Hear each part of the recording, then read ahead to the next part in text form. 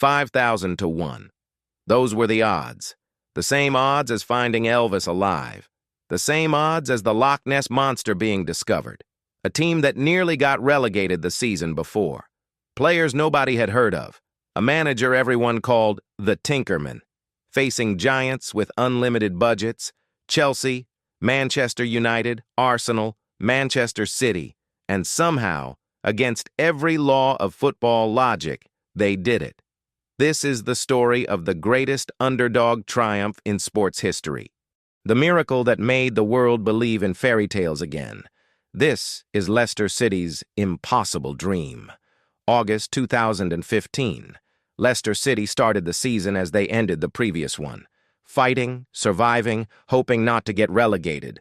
The year before, they'd nearly dropped to the championship, saved only by a miraculous run of wins in the final games. Nobody expected them to do anything in the new season. Bookmakers gave them 5,000 to 1 odds to win the Premier League. For context, those are the same odds as Simon Cowell becoming Prime Minister, as Kim Kardashian becoming President of the United States.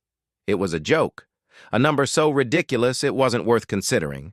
The team was full of unknowns. Jamie Vardy, Riyad Mahrez, Danny Drinkwater, Mark Albrighton, names that meant nothing outside of Leicester. Players who'd been rejected by bigger clubs. Players who'd bounced around lower leagues. Players who were supposed to be grateful just to be in the Premier League. And then there was the manager, Claudio Ranieri, the 64-year-old Italian. Nicknamed the Tinkerman because he couldn't stop changing his tactics and lineups.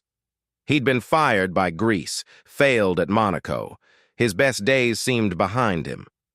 But something happened that August, something nobody saw coming. Ranieri's first match? A 4-2 victory over Sunderland at the King Power Stadium. An impressive start. Then they alternated wins with draws, solid, respectable, but nothing spectacular.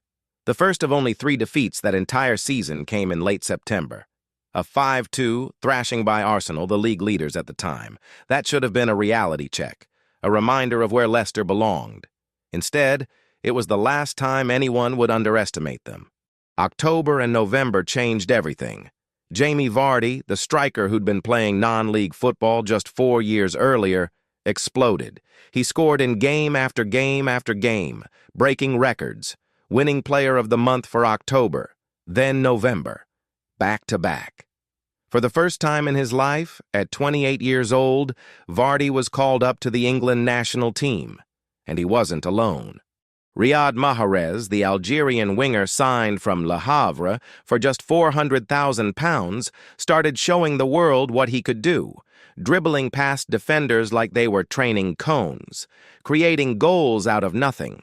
By the 15th round of matches, Leicester was in first place, alone at the top, 2 points ahead of Arsenal. The Giants were officially warned. This wasn't a fluke anymore. This was real.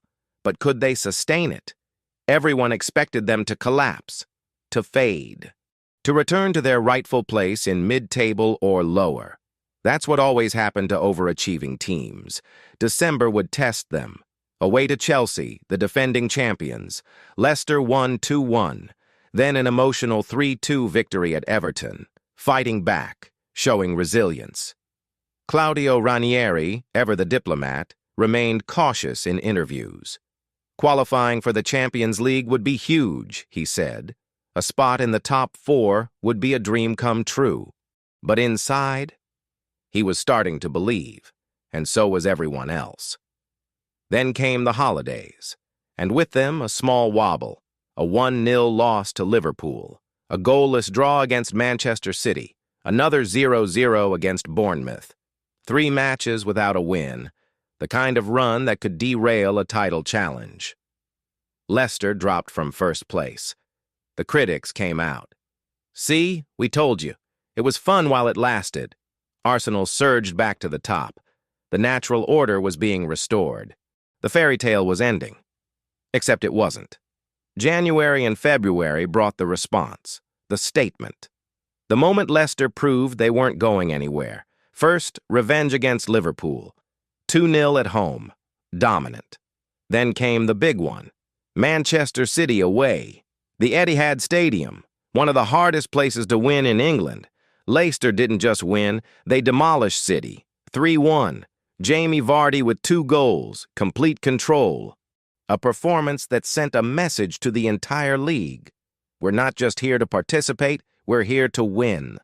That result pushed Leicester back to the top. And more importantly, it knocked Manchester City out of the title race completely. One of the giants was down.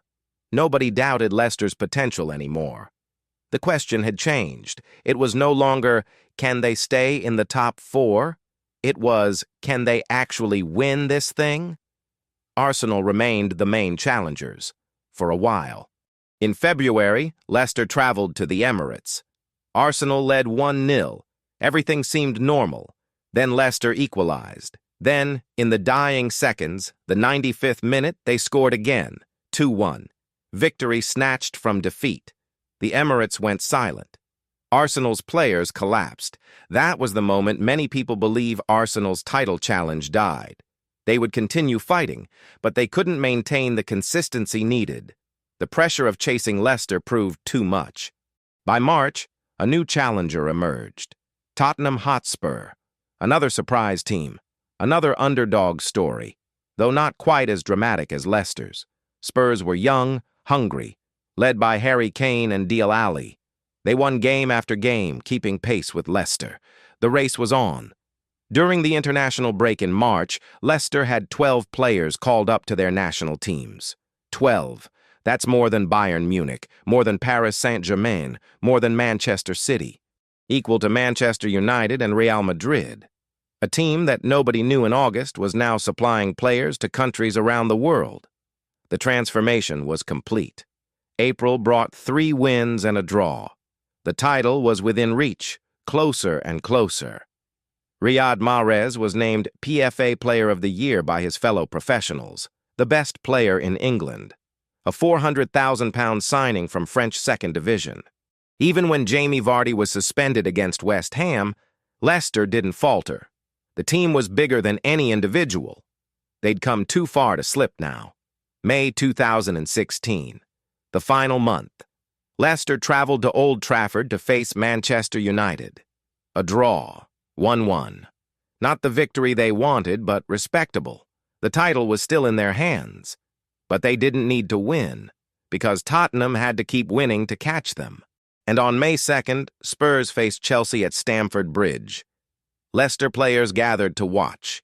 The entire city of Leicester watched. The world watched. Chelsea went ahead 2-0, but Tottenham fought back, 2-2. If it stayed that way, Leicester would be champions. The final whistle blew. 2-2.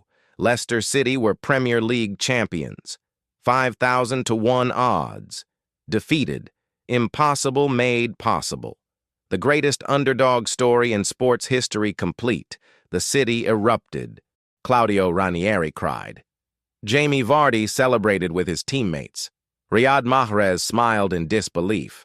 The fans flooded the streets. For the first time in 132 years of existence, Leicester City were champions of England. They finished 10 points clear at the top. It wasn't even close in the end. They didn't just win. They dominated. Arsenal finished 2nd. Tottenham 3rd. Chelsea, the defending champions, finished 10th. Manchester City and Manchester United finished 4th and 5th. The impossible had happened. The Leicester City Miracle reminds us why we love sports, why we watch, why we dream. Because sometimes, against all logic, against all odds, against every expectation, the fairy tale comes true.